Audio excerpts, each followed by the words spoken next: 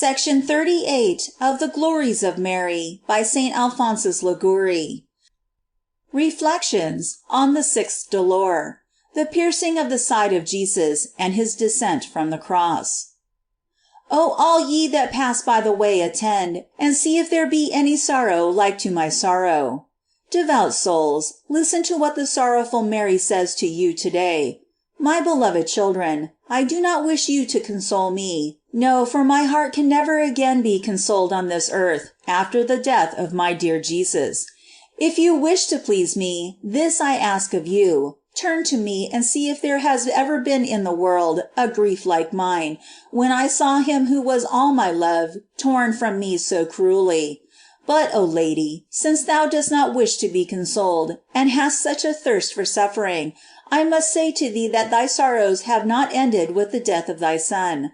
Today thou wilt be pierced by another sort of sorrow, when thou shalt see a cruel lance piercing the side of this thy Son, already dead, and shalt receive him in thy arms after he is taken from the cross. And now we are to consider today the sixth dolor which afflicted this sorrowful mother. Attend and weep. Hitherto the dolors of Mary tortured her one by one, but today they are all united to assail her. To make known to a mother that her child is dead is sufficient to kindle her whole soul with love for the lost one. Some persons, in order to lighten their grief, will remind mothers whose children have died of the displeasure they had once caused them. But if I, O my Queen, should wish to lighten thy sorrow for the death of Jesus in this way, what displeasure has he ever caused thee, that I could recall to thy mind? Ah, no, he always loved thee, obeyed thee, and respected thee. Now thou hast lost him, and who can describe thy sorrow? Do thou who hast felt it, explain it. A devout author says, that when our Redeemer was dead, the heart of the great mother was first engaged in accompanying the most holy soul of the Son and presenting it to the eternal Father. I present to thee, O my God, Mary must then have said, the immaculate soul of thy and my Son, which has been obedient to thee even unto death. Receive it then in thy arms. Thy justice is now satisfied, thy will accomplished. Behold, the great sacrifice to thy eternal glory is consummated. And then turning to the lifeless members of her Jesus, O wounds, she said, O loving wounds, I adore you, I rejoice with you, since through you salvation has been given to the world. You shall remain open in the body of my Son, to be the refuge of those who will have recourse to you. Oh, how many, through you, shall receive the pardon of their sins, and then through you shall be inflamed to love the sovereign good. That the joy of the following Paschal Sabbath should not be disturbed, the Jews wished the body of Jesus to be taken down from the cross, but because they could not take down a criminal until he was dead, they came with iron mallets to break his legs, as they have already done to the two thieves crucified with him. And Mary, while she remains weeping at the death of her Son, sees those armed men coming towards her Jesus. At this sight, she first trembled with fear, and then she said, Ah, my Son is already dead, cease to maltreat him, and cease to torture me, a poor mother, longer. She implored them not to break his legs. Oravit eius, ne frangerit crura, as St. Bonaventure writes. But while she is thus speaking, O God, she sees a soldier with violence brandishing a spear, and pierces the side of Jesus. One of the soldiers with a spear opened his side, and immediately there came out blood and water. The cross shook at the stroke of the spear, and, as was revealed to St. Bridget, the heart of Jesus was divided. Ita ut ambe partes, essent divisse. There came out blood and water, for only a few drops of blood remained, and those also the Savior wished to shed, in order to show that he had no more blood to give us. The injury of that stroke was offered to Jesus, but the pain was inflicted on Mary. Christ, says the devout Lanspergius, shared with his mother the infliction of that wound, for he received the insult and his mother the pain. The Holy Fathers explain this to be the very sword predicted to the Virgin by Saint Simeon, a sword, not of iron, but of grief, which pierced through her blessed soul in the heart of Jesus, where it always dwelt. Thus, among others, St. Bernard says, "The spear which opened his side passed through the soul of the Virgin, which could not be torn from the heart of Jesus." And the Divine Mother herself revealed the same to St. Bridget, saying, "When the spear was drawn out, the point appeared red with blood. Then I felt as if my heart were pierced, when I saw the heart of my most dear Son pierced." The angel told St. Bridget that such were the sufferings of Mary, that she was saved from death only by the miraculous power of God. In her other dolors she at least had her Son to compassionate her, and now she had not even him to take pity on her. The afflicted mother, still fearing that other injuries might be inflicted on her Son, entreats Joseph of Arimathea to obtain from Pilate the body of her Jesus, that at least after his death she may be able to guard it and protect it from injuries. Joseph went to Pilate and made known to him the sorrow and the wish of this afflicted mother, and St. Anselm thinks that the compassion for the mother softened the heart of Pilate, and moved him to grant her the body of the Savior. And now Jesus is taken from the cross.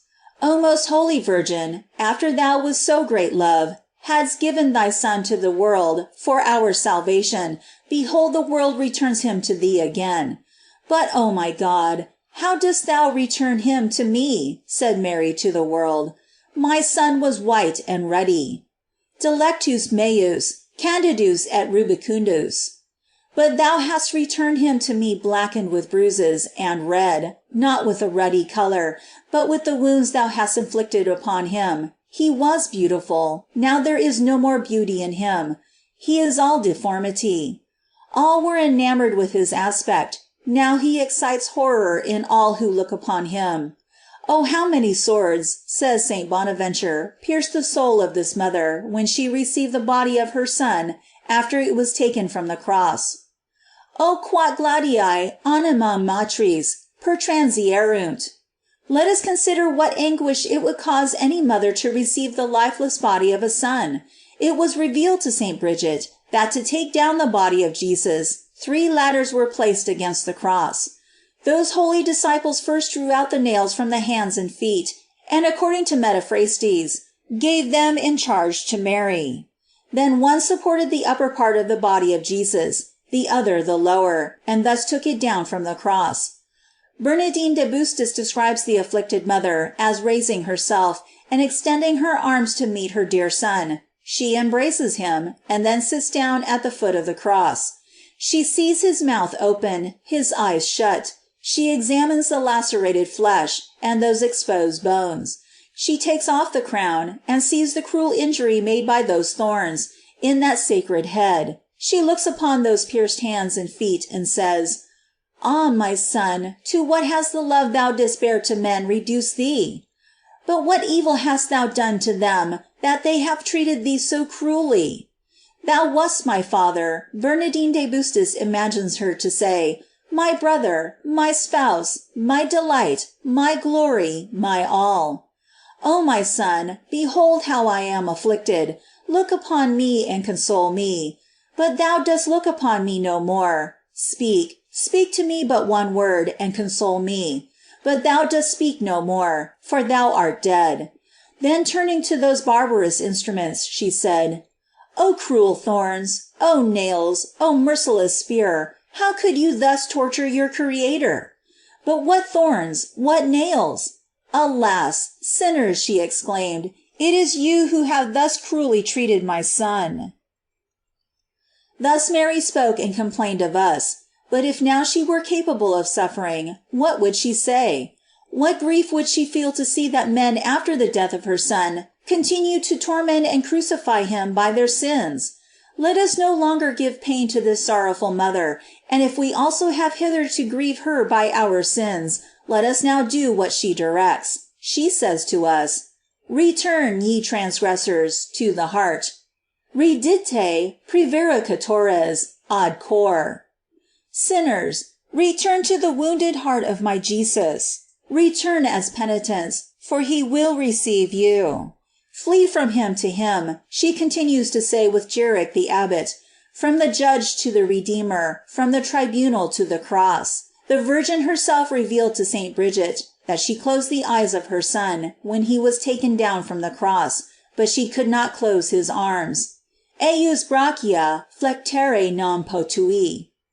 Jesus Christ giving us to understand by this, that he desired to remain with open arms to receive all penitent sinners who return to him. O world, continues Mary, behold then, thy time is the time of lovers. Et ecce tempus tuum, tempus amantium. Now that my Son, O world, has died to save thee, this is no longer for thee a time of fear, but of love. A time to love him who has desired to suffer so much in order to show thee the love he bore thee. Therefore, says Saint Bernard, is the heart of Jesus wounded, that through the visible wound, the invisible wound of love may be seen. If then, concludes Mary, in the words of the abbot of Celles, my Son had wished his side to be open that he might give thee his heart, it is right, O man, that thou shouldest give him thy heart. And if you wish, O children of Mary, to find a place in the heart of Jesus, without fear of being cast out, go, says Ubertino of Casale, go with Mary, for she will obtain grace for you, and in the following example we have a beautiful proof of this. Example. The disciple relates that there was once a poor sinner who, among other crimes, had killed his father and a brother, and therefore became a fugitive. Happening to hear one day during Lent a sermon upon the Divine Mercy, he went to the preacher himself to make his confession. The confessor, having heard his crimes, sent him to an altar of the Sorrowful Mother to pray that she might obtain for him compunction and pardon of his sins. The sinner obeyed and began to pray, when behold, suddenly overpowered by contrition, he falls down dead.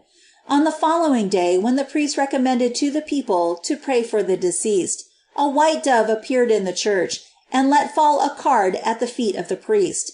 He took it up and found these words written on it. The soul of the dead, when it left the body, immediately went to paradise, and do you continue to preach the infinite mercy of God. Prayer.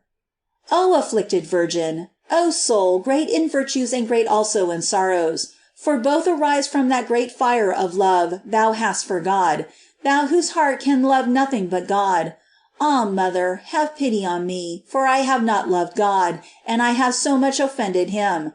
Thy sorrows give me great confidence to hope for pardon, but this is not enough. I wish to love my Lord, and who can better obtain this for me than thou, thou who art the mother of fair love? Ah, Mary, thou dost console all, comfort me also. Amen. End of section 38.